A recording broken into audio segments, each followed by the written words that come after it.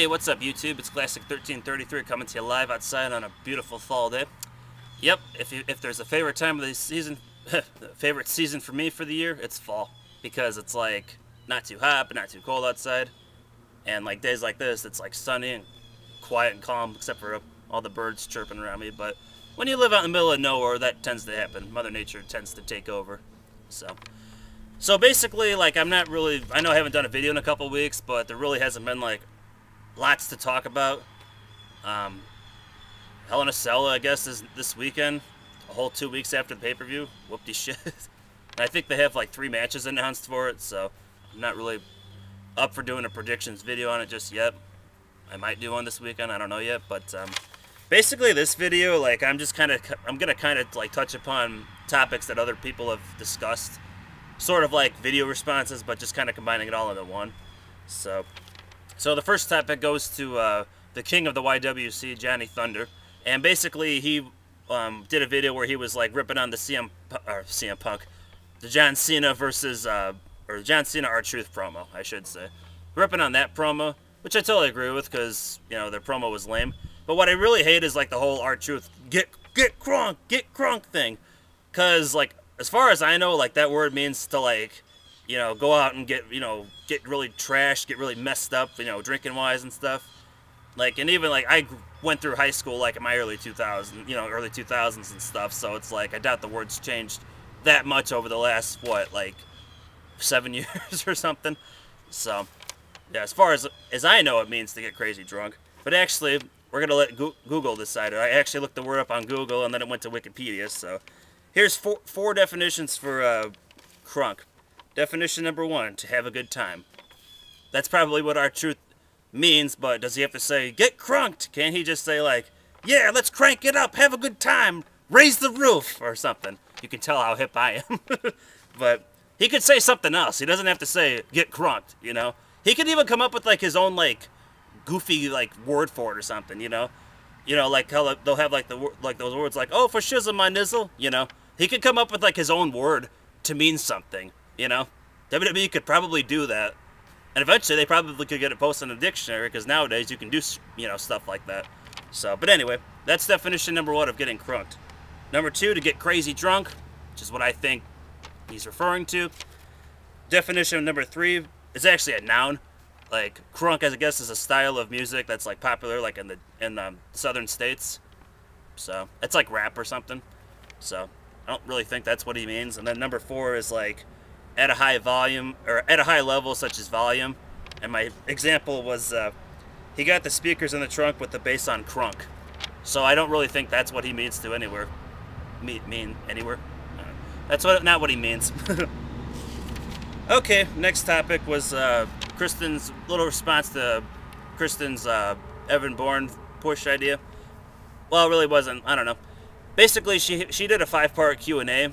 Blackcatfeline is like Kristen and G's channel, little plug there. But she did like a 5-part Q&A video recently, and she got a question about like how would you push Evan Bourne to the main event scene, and she pretty much had an idea, have Bourne feud with Sheamus and like lose the first couple of times they wrestle, but then eventually, you know, beat him. So I'm not gonna spoil the idea. You'll have to check out her video. So basically, like, I agree with her idea, but kind of what I would do is have I guess like the first week I'd have like Bourne and Sheamus wrestle. You know, Bourne puts up a good fight, not a squash match. Sheamus beats him. After the match, you know, Sheamus attacks Bourne again, destroys him, whatever. Second week, maybe they could wrestle again. Bourne like goes after him, gets even closer to beating him this time, but Sheamus still beats him. You know, kicks the shit out of him again.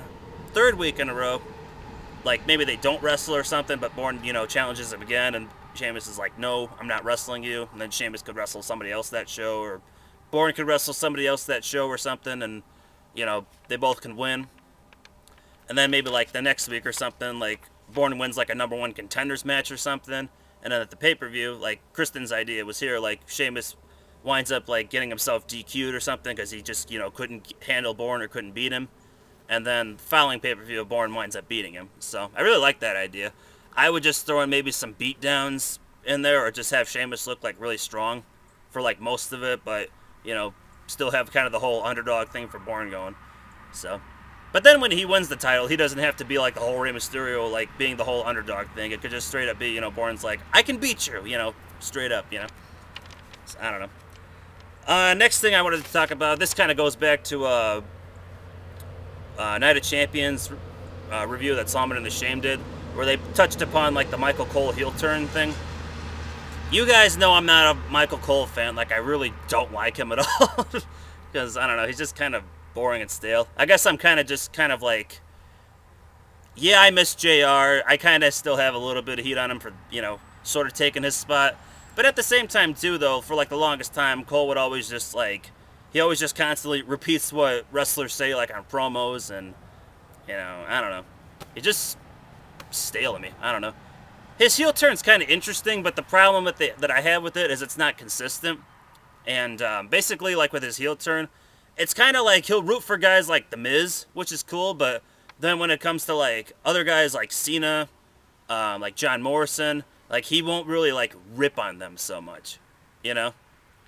Like basically, like he really should just kind of like rip on him a little bit more in the match. You know, just kind of, even if it was something little, like even if it was something, say like Jesse Ventura used to do when he was a heel.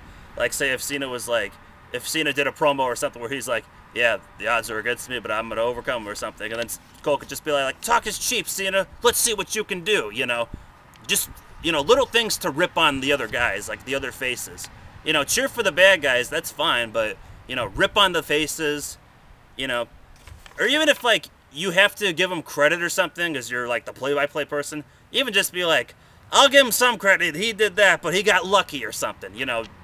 Act like a heel. Like, if you're going to be a heel, just, you know, go full-fledged, be a heel, you know. Another idea, the whole Undertaker-Kane feud. I think they've done a pretty decent job with this. Like, it's cool seeing Kane being, like, being strong, being the monster again in this feud.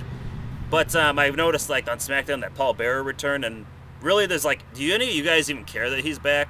Like, my whole thing with this is kind of like, okay, you know how the Undertaker used, like, the urn for, like, a good number of years, like, way back in the day, to, like, get his power, to help him out in his matches and stuff?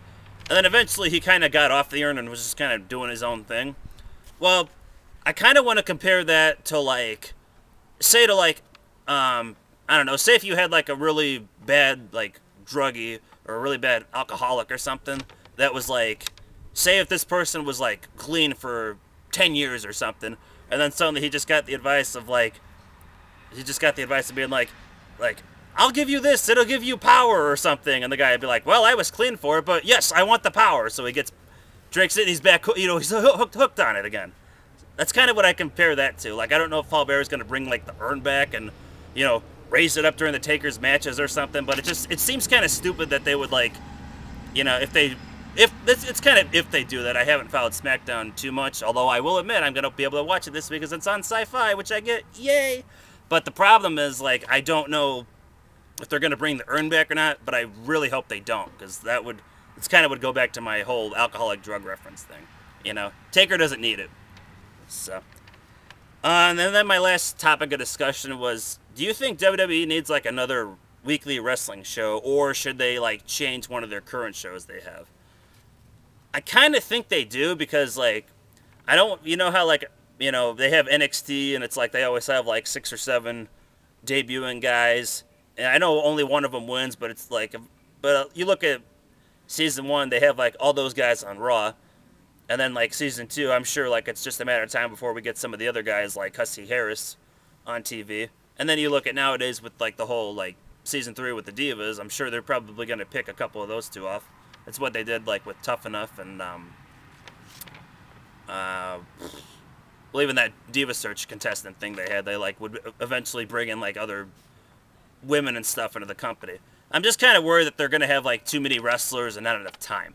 So, I'm kind of wondering, like, do you think they should either cancel NXT and, like, I don't want to say bring back ECW, but maybe just create, like, their own, like, TV show for, like, an hour, like, which is just, like, these, like, the third brand, basically, that third brand concept. They, like, have their own show where they're all, like, wrestling each other. Kind of like having their own brand. I think they should do that because it would kind of give them more time. Either that, if they don't do it with NXT, do it with, like, maybe Superstars or something. Because, like, on Superstars, they just tend to just do, like, more like your lower mid-card mid-card jobber matches. Like, there's very rarely like a main eventer on Superstars anymore. There kind of was when it first started, but not much anymore. Like, when it first started, you would see like maybe a John Cena match or a Randy Orton match or something. But I kind of think they ought to take Superstars or NXT and just kind of make it like into its own show, and then they can have, you know, they can do something with those upcoming FCW guys, and then maybe any other guys they want to bring in, and just kind of give, you know, more time for more talent kind of thing. So, that's pretty much all I wanted to talk about. I know it's not really like this ain't the most like, you know, new concept video, but there really hasn't been like a lot going on in wrestling. Bound for Glory is coming up, but I'll do predictions on that later at some point. So, I'm not reviewing SmackDown this week because I have like a huge exam on Monday, like a lot of shit to go over for it.